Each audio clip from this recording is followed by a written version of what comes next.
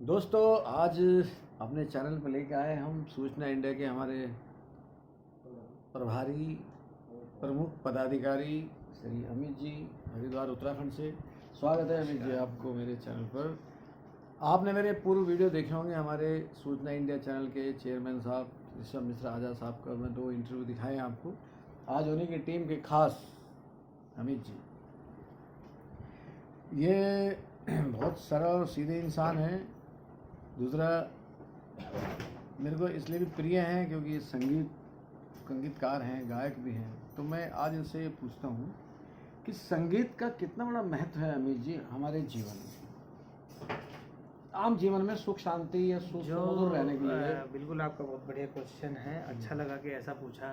जी, मेरा मानना जो है कि संगीत अगर जीवन में ना होता, महत्वता की अगर परिभाषा बताई जाए पूर्णतः है, तो अगर संगीत जीवन में ना होता तो जैसे दुनिया बेरंग समझ लीजिए, एक उसको पूर्णतः रंग देने वाला कार्य जो करता है पूर्णतः है वो संगीत करता है। और संगीत की अगर तुलना की जाए तो सफ़ेद कलर से की जाएगी मेरी नज़रों में जी। अन्यथा सबकी अपनी अपनी थिंक है, आदमी क्या समझता है मैं नहीं जानता, बट मेरा नज़रिया ये है सफ़ेद कलर A to Z जो भी कलर मिलाएंगे सफ़ेद में वो नया ही कलर उत्पन्न करके देगा। ऐसे ही संगीत आप कुछ भी मिलाइए, उसमें कुछ भी करें, वो नया ही होगा। जी दोस्तों, बहुत अच्छी परिभाषा दी इन्होंने। इनसे दूसरा सवाल पूछता हूँ। मैं आपको बता दूँ, ये रिदम एक्सपर्ट हैं और इसे हम रिदमिस्ट कह लेते हैं, या कह लीजिए रिदम, जिसे हम ताल कहते हैं, सुर ताल। तो उसमें सुर वाले भी हैं, ताल वाले एक्सपर्ट हैं। तो मैं दूसरा सवाल आपसे पूछता हूँ अमित जी कि हमारे संगीत में ताल का क्या महत्वपूर्ण है और जीवन में ताल का क्या महत्वपूर्ण है, ये थोड़ा सा बताइए, क्योंकि आध्यात्मिक हाँ बिल्कुल बिल्कुल, ये भी बहुत अच्छा सवाल है। और क्या है कि ताल ताल को हम कहें तो एक सम मीन्स एक टाइमिंग का उद्बोधन अनादिकाल से चला आ रहा है। किसी भी वाद्य का, किसी भी उसका अगर टाइमिंग ना हो, बिट्स की काउंटिंग ना हो, ध्वनि ना उत्पन्न हो, तो ताल नहीं है। ताल वो है जो दिमाग और दिल दोनों को छुए, स्पर्श करे, वो ताल की महत्वता है। ताल का अगर सही उद्बोधन करूं तो प्रतिदिन की जो पर सेकंड के हिसाब से गतिविधि चल रही है वह भी एक ताल है। जी, धड़कन भी ताल ही है। बिल्कुल, जो इस संसार की सारी ध्वनि है वो बिना ताल के नहीं हो सकती। नहीं हो सकती। कहीं ध्वनि है, कहीं तो ताल भी है। बिल्कुल बिल्कुल। जीवन में ताल का कितना महत्वपूर्ण है? देखिए, सुर को अगर हम कहते हैं, हम बातचीत करते हैं, वो तो सुर हो गया हमारे। बिल्कुल, मैं बताया आपको, एक ही सिक्के के दो पहलू हैं। अगर चिट ना हो तो पट की महत्वता नहीं, और पट ना हो तो चिट की महत्वता नहीं है। सिक्का अगर है और आप दुकान पे लेके जाएं, एक साइड उसकी छेद दे, पीट दे, खराब कर दे, और उसको दुकानदार को दें, अगर वो दोनों तरफ से चेक करके लेगा तो शायद मेरे ख्याल से उस पैसे को ना ले, ना चलाए। इसीलिए संगीत में अगर ताल ना हो, हैं, वैसे तो गायन प्रधान कहा गया है शास्त्रीय संगीत के अनुसार, लेकिन मेरी महत्वता है, मेरी अपनी थिंक है कि लोगों का अपना कहना है कि गाना गायन प्रधान है। लेकिन मैं अपना नज़रिया, इफ़ यू डोंट माइंड, जो भी इसको सुन रहे हैं, सबका अपनी अपना मत होता है और बड़े बड़े विद्वानों ने अपना मत रखा। मैं अपने गुरुजनों से जो सीखा, मैं आदरणीय अपने गुरुजनों से जो सीखा हूँ, वो यही है कि ताल कितनी महत्वता रखती है। आपका सवाल था, तो ताल की महत्वता का मैं बता दूं।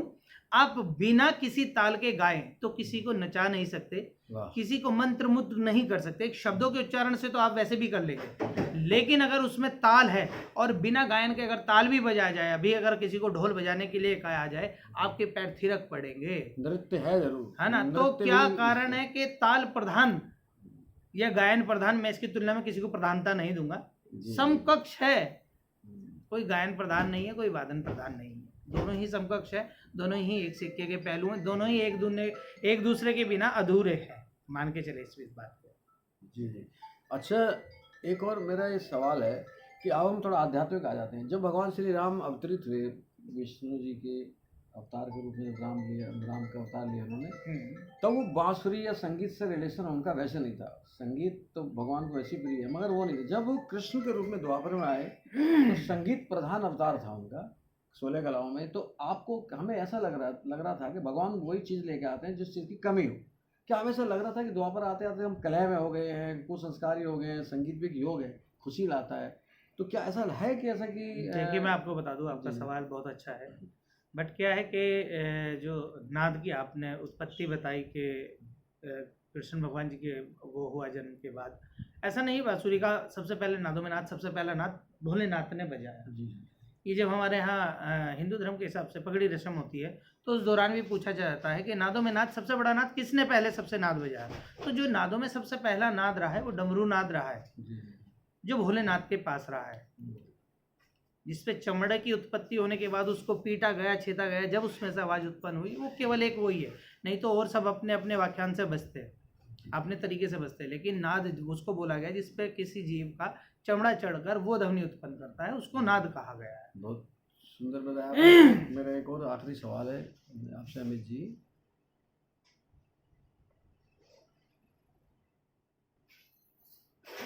कि अब कल की अवतार में सवाल पूछ रहा हूँ दोस्तों, क्योंकि कल की अवतार के चैनल के वीडियो बना रहा था, तो संगीत का कल की अवतार के रूप में कितना योगदान रहेगा, क्योंकि भगवान ने कहा गीता में कि मैं ही, कृष्ण ने कहा कि मैं ही आया था, मैं ही आऊँगा।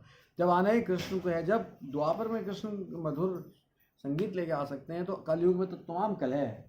यहाँ तो समुद्र होने के लिए संगीत की बहुत आवश्यकता है। संगीत में भी कलह ही हो गया आपके दौर में, अब संगीत रहा कहाँ है। अच्छा, मेरा मानना है ये सबकी अपनी अपनी, मैं कहा अपनी थिंक है, मैं इसको कोई वो नहीं करना, खटास नहीं है। मेरे दोस्त जितने भी देख रहे, पहले तो मैं क्षमा प्रार्थी हूँ, बड़े बड़े विद्वान इसको सुनेंगे, इसको समझेंगे बात को। मेरी अपनी फीलिंग है, मैं अपना मत रखता हूँ और मत रखने के लिए सब आज़ाद है।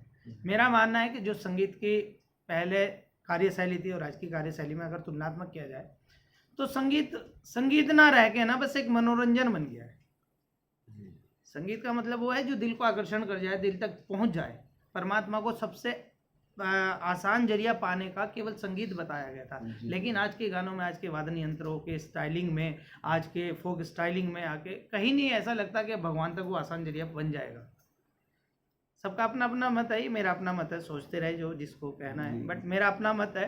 मैं शुद्ध अगर मानता हूँ तो जो वर्तमान में पहले जो संगीत बजा था पूर्व में, वही संगीत था। अब तो आज के टाइम में तो पूर्ति की जा रही है, आपका मनोरंजन के लिए संगीत रह गया, कोई देवताओं को रिझाने के लिए संगीत का वाद्य यंत्र नहीं होता। इन्होंने दोस्तों एक बहुत सुंदर बात कही। पहले संगीत का महत्व देवताओं को रिझाने के लिए, उनको खुश करने के लिए एक योग था, एक माध्यम था। तो आज का ये परिवेश बिगड़ गया है, संगीत समुद्र नहीं रह गया है, और हम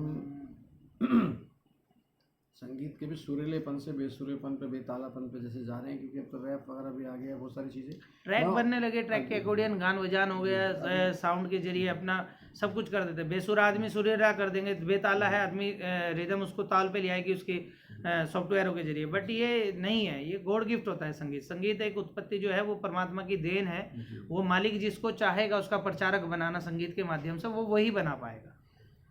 बहुत सुंदर बात कही, गॉड गिफ्ट वाली बात। तो मैं एक चीज़ और कह दूँ इस वीडियो को एंड करते हुए अमित जी से, कि पहले क्या हुआ करता था, बहुत पहले एक हीरोइन हुआ करते थे, वही गाते भी थे, वही लाइव बजा करता था, वो सारे टैलेंट उसके अंदर होते थे। बाद में जैसे ये इलेक्ट्रिसिटी आई, ये युग आया, मतलब टेक्निकल युग आया, तो उसमें जो अच्छा गाएगा वो गायक, जो अच्छा बजाएगा उसको भी ट्रैक सिस्टम हो गए। मतलब गायन अलग हो गया, अभिनय अलग हो गया, बजाना अलग हो गया, एक्टिंग अलग हो गई, सारी चीज़ें अलग अलग हो गई। तो जब देव जी आपकी बातों पे एक बात याद आई, पहले जब हम संगीत सीखते थे तो हमारे गुरुजन क्या करते थे कि पहले आदमी मरता था तो कफन सिला जा करता था, पर अब पहले कफन तैयार है, मुर्दा आ जाए और डाल दे, ये एक तरीका बना दिया गया। पहले ही सब राग रूग म्यूजिक वगैरह आधारित पड़ा, आप लाइए गाना लिखा हुआ है, उसने चूज करना, सेटिंग देखनी और डाल देना, हो गया गाना तैयार। अब ये प्रतिक्रियाएं हो गई संगीत लाइन की। मतलब है कि बहुत कुछ बदल गया दोस्तों। इनसे अगली मुलाकात जारी रखेंगे किसी दूसरे वीडियो में। तब तक के लिए शुक्रिया। आप अपने कमेंट दीजिए दोस्तों। नमस्कार।